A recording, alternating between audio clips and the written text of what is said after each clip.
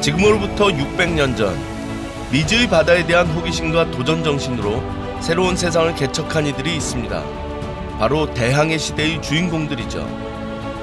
그들은 인류의 역사를, 삶을, 문명을 바닷길을 통해 전 세계로 확대했습니다. 넌 플러스 울트라, 더 나아갈 수 없다는 세상의 끝에서 넌을 떼어내고 플러스 울트라, 저 너머 더 멀리를 외치며 과감하게 도전했습니다. 새로운 세상을 향한 그들의 호기심, 도전정신, 의지와 실천력은 21세기 대한민국, 아니 인류에게 아주 중요하고 필요한 마음가짐입니다. 2019년 우리가 포르투갈과 스페인을 통해 대항해 시대를 알아야 하는 이유죠. 이 대항해 시대를 떠났던 사람들을 생각해보면 참 무모했던 것 같아요. 지금 바다를 가는 거잖아요. 이 바다 어디에 길이 있나요? 이 바다 어디에 이곳이 옳은 길이다라고 표시가 되어 있나요? 자기들의 꿈을 찾아서 그 방향을 찾아서 어딘가로 떠나는 겁니다. 지식향연에 도전하는 청년 영웅 여러분, 우리 인생에 정해진 길이 있나요? 사실은 인생은 어쩌면 바다 같은 것일지도 모르겠어요.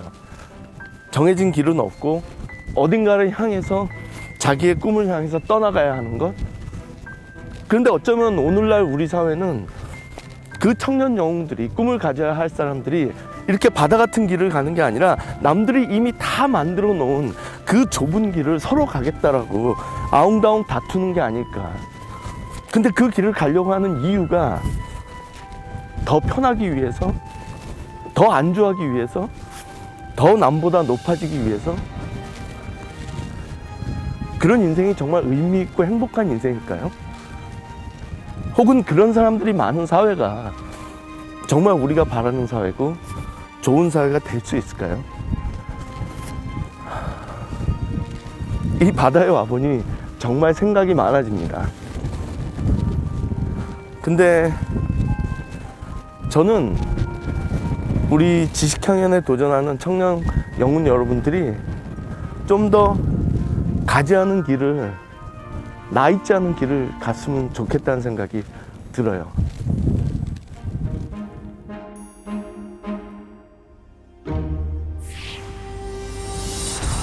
유럽의 남서부, 대서양과 지중해 사이에 있는 이베리아 반도. 이베리아족과 켈트족이 살던 이 땅엔 페니키아와 그리스의 식민지가 건설됐고,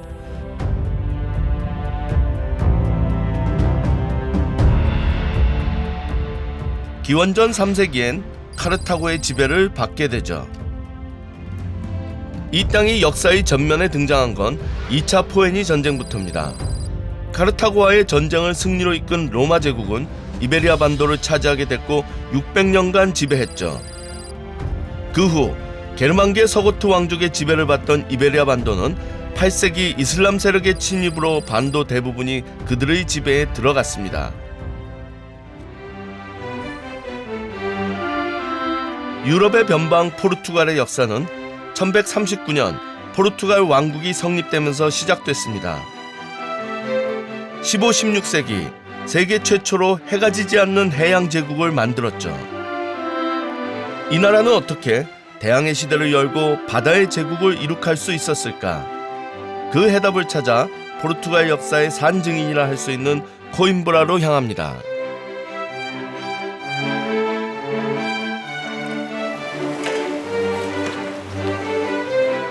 코임브라의 산타크루즈 수도원은 1131년 포르투갈의 초대왕인 아폰수 1세가 건국 이전에 세웠고 16세기 초 마누엘 1세가 대대적으로 증축했는데요.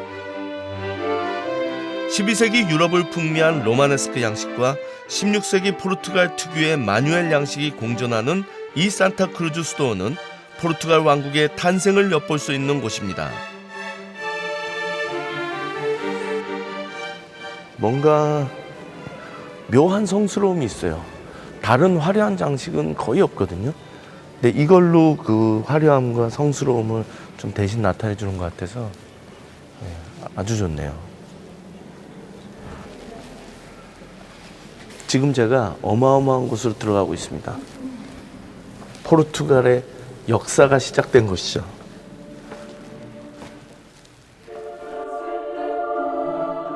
바로 이곳은 포르투갈의 첫 번째 왕이자 콩키스타도르, 즉 정복자라 불린 아폰수 1세가 잠든 곳입니다.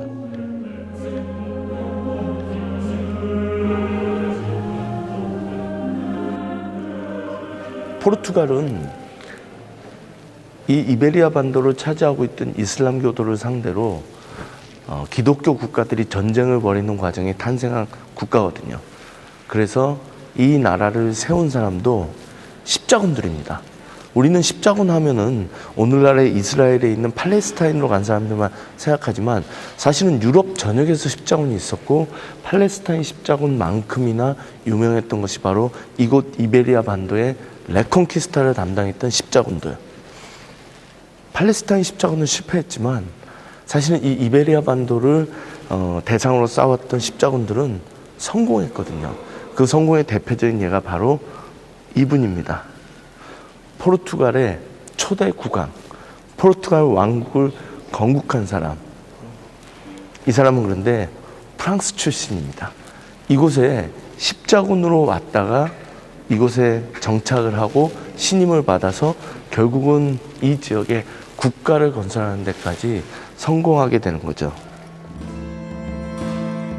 이슬람 세력을 몰아내고자 왔던 십자군의 일원으로서 큰 공을 세운 부르고뉴 공국의 귀족 애니크가 포르투갈 지역의 백장령을 다스리게 됐고 그의 아들 아폰수 1세가 우여곡절 끝에 이곳에 왕국을 세우죠. 왕의 바로 이 기도하는 선 옆에 그가 전쟁 때 착용했을 것 같은 투구와 이런 이제 쇠로 된 장갑 같은 게 조각이 돼 있네요. 전사가 만든 전사의 나라. 어떻게 보면 그들이 가지고 있었던 그런 뭐랄까요? 상무정신, 그 이제 용맹함 이런 것들이 결국 대항해 시대 때 바다로 나갈 수 있는 용기와 직결됐던 게 아닌가라는 생각이 듭니다.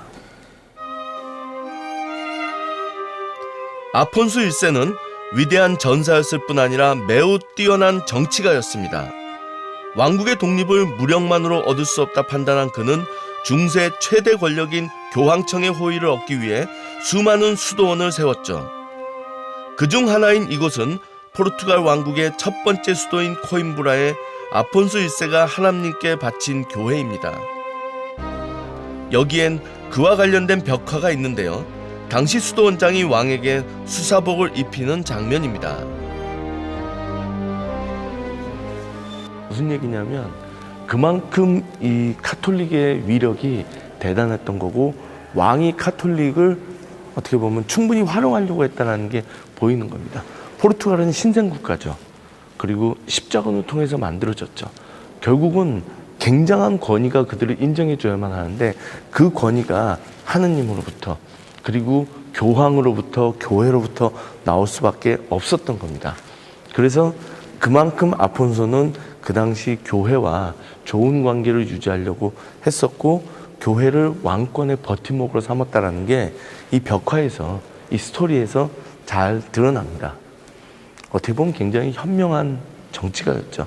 단순한 전사였다면 그는 절대 나라를 세우지 못했을 겁니다. 1139년 포르투갈 왕국을 세운 아폰수 1세는 교황청의 중재로 군주의 자격은 부여받지만 왕국의 독립을 보장받지는 못했습니다. 그는 교황에게 매년 조공을 바치고 교황청을 섬기겠다고 맹세합니다. 또 템플 기사단의 땅을 기증하면서 교황청에 끊임없이 독립을 호소하죠. 결국 40여 년 만인 1179년 아폰수 1세가 교황청의 보호를 받는 독립왕국의 왕으로 인정받으면서 포르투갈 왕국이 완성됩니다. 대항해 시대의 문을 활짝 열 대단한 나라가 탄생된 거죠.